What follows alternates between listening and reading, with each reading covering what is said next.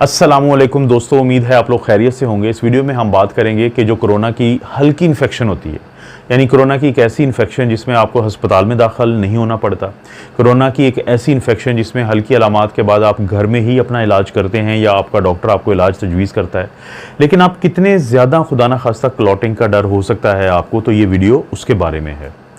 जो क्लॉटिंग होती है इसको हम कहते हैं VTE यानी वीनस थ्रोम्बो एम्बोलिसिस। ये जो वीनस थ्रोम्बो एम्बोलिसिस या VT, ये कॉम्बिनेशन है, तीन अल्फाज हैं इसके अंदर। एक है वीनस। वीनस का क्या मतलब है? हमारे जिस्म के अंदर खून की तीन किस्म की नालियाँ होती हैं। एक होती हैं वेन्स जो पूरे जिस्म से खून को दिल की तरफ लेके जाती हैं।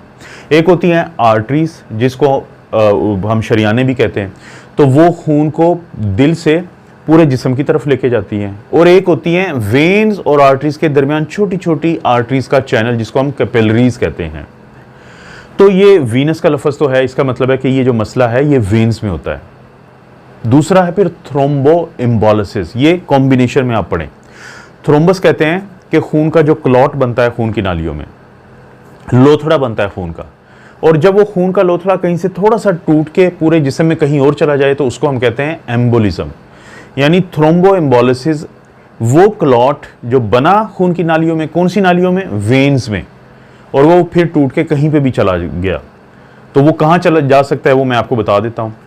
तो इसे हम कहते हैं वीनस थ्रोम्बो एम्बोलिसिस। और इस वीडियो में हम जायज़ा ले रहे हैं कि हल्की जो कोरोना की बीमारी होती है तो उसके बाद कितना हो सकता है कि शक हो कि किसी को क्लॉटिंग हो सकती है, क्योंकि ये तो हम लोगों को पता है। इसके ऊपर तो बहुत स्टडी हुई है कि जब किसी को अलामात ज़्यादा शदीद आए कोरोना की और उसको अस्पताल में दाखिल होना पड़े तो उसमें तो क्लॉटिंग के चांसेस काफ़ी ज़्यादा होते हैं। तो ये जो वीनस थ्रोम्बो एम्बोलिसिस है, उसकी मिसाल को समझने के लिए आप समझें कि अगर प्रेगनेंसी के बाद या किसी बड़ी सर्जरी के बाद सर्जन या जो आपका गायनोकोलॉजिस्ट होता है प्रेगनेंसी के बाद, वो आपको एक हदायत देता है कि आपने अब क्योंकि सर्जरी आपकी हो गई है तो आप कोशिश करें कि कल से आपने चलना फिरना शुरू कर देना है।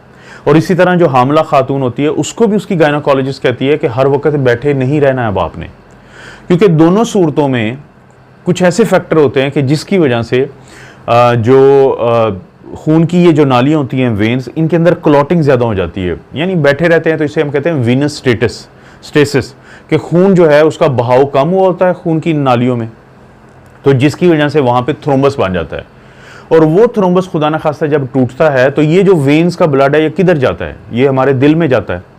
अब हमारे दिल के हिस्से होते हैं दो, एक होता है राइट साइड, एक होती है लेफ्ट साइड।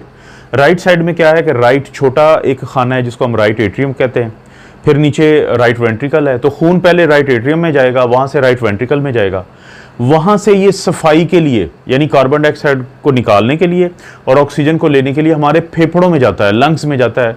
लेकिन किस नाली के ज़रिए जाता है उसको हम कहते हैं पल्मोनरी आर्टरी। अब ये जो छोटे छोटे क्लॉट टूटे थे पाँव में बनने के बाद, जिसको एम्बोलिसिस कहते हैं, तो ये जाके उस पल्मोनरी आर्टरी में फंस जाएंगे और फिर जो है उस शख्स का सांस ख़राब हो सकता है, दिल की रफ्तार ज़्यादा हो सकती है, दिल का खुदा न खास्ता अटैक हो सकता है, और इसको फिर हम कहते हैं पल्मोनरी एम्बोलिज्म। पल्मोनरी कहते हैं लंग्स के इश्यूज़ को, और एम्बुलस क्या है? जो क्लॉट थ्रोम्बस सी जो होता है उसका कोई हिस्सा टूट के जब दूर चला जाता है तो उसको हम एम्बुलस कहते हैं।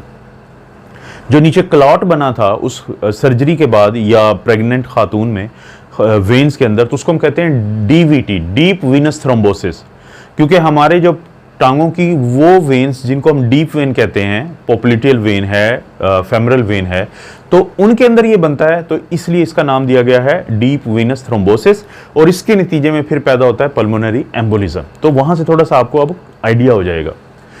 तो इस चीज़ का जायज़ा लेने के लिए बरतानिया में एक स्टडी की गई। वहाँ पे एक बड़ा मशहूर UK बायो बैंक है जिसके 5 लाख मेंबर हैं। तो UK बायो बैंक में क्या है कि वो 5 लाख मेंबर जो हैं उन्होंने अपने आप को हवाले किया हुआ है अपनी सेहत के लिहाज से, वो मुख्तलिफ डाटा देते हैं इस बायो बैंक को। ये 2006-07 में बना था, और इसका मकसद क्या है कि 5 लाख लोगों के ऊपर हर वक्त एक स्टडी चलती रहती है, क्योंकि देखें 2006-07 में ना कोई कोरोना था और ना कोई कोरोना का इशू था, लेकिन तब से इन लोगों को पढ़ा जा रहा है कि इनको जेनेटिकली इनके MRI किए जाते हैं, CT स्कैन किए जाते हैं, ब्लड के टेस्ट किए जाते हैं हर कुछ अरसे के बाद।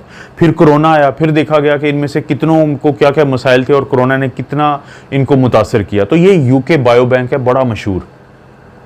इसके जो मेंबर्स हैं उनको स्टडी किया गया जिनको हल्का कोविड की इन्फेक्शन हुई थी, और उनका मुकाबला किया गया उन लोगों से कि जो थे तो यूके बायोबैंक का हिस्सा लेकिन उनको कोरोना नहीं हुआ था।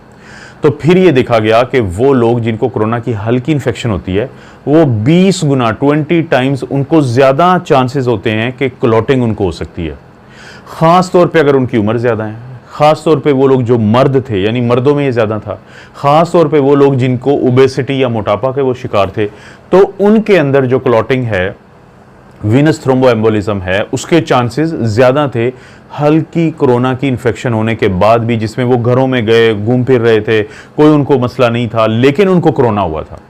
इसका मकसद क्या है? मकसद ये है कि अगर आपके डॉक्टर को पता है कि आपको हल्का कोरोना हुआ है, आप मर्द हैं, आपकी उम्र ज़्यादा है और आपको मोटापा है, तो इसका मतलब है कि आपके चांसेस फिर बढ़ते जाएंगे, और आपको ताकि फिर फैसला किया जा सके कि आपको खून पतला करने वाली कोई दवाई देने की ज़रूरत है या नहीं।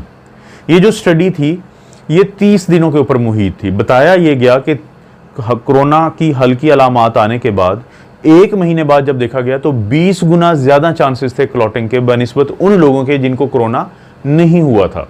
और इसी तरह जिन जो वैक्सीनेटेड थे, ये बड़ा इंपॉर्टेंट पॉइंट है कि जिन लोगों को वैक्सीन लगी हुई थी, 2 डोजेज लगी हुई थी, फुली वैक्सीनेटेड थे और उनको कोरोना हुआ, उनको बेशक हल्की अलामात आई लेकिन उनमें जो क्लॉटिंग के चांसेस थे वो कम थे बनिस्बत उन लोगों को जिनको वैक्सीन नहीं लगी हुई थी या वो पार्शली वैक्सीनेटेड थे या कोई 1 डोज लगवाई हुई थी। तो जो वैक्सीन है वो प्रोटेक्शन देती है क्योंकि वो बहुत जल्द वायरस को काबू कर लेती है या इतना मौका नहीं देती कि वो हमारे जिस्म में ज़्यादा अरसे के लिए रहे। बड़ी अहम ये स्टडी है, आप लोगों को इस स्टडी को खुद भी पढ़ लेना चाहिए। मैं कोशिश करूँगा कि डिस्क्रिप्शन में इसका लिंक दूँ, और मज़ीद इस तरह की कोई चीज़ हुई तो आप लोगों के लिए मैं ज़रूर इस चैनल को ज़रूर विज़िट करें, आपको वीडियोज़ मिलेंगी इस पर। आप अपना और अपनी फैमिली का ख्याल रखें। अल्लाह ताला आपको और आपकी फैमिली को हर किस्म की बुराई, बीमारी और आजमाइश से महफूज रखें।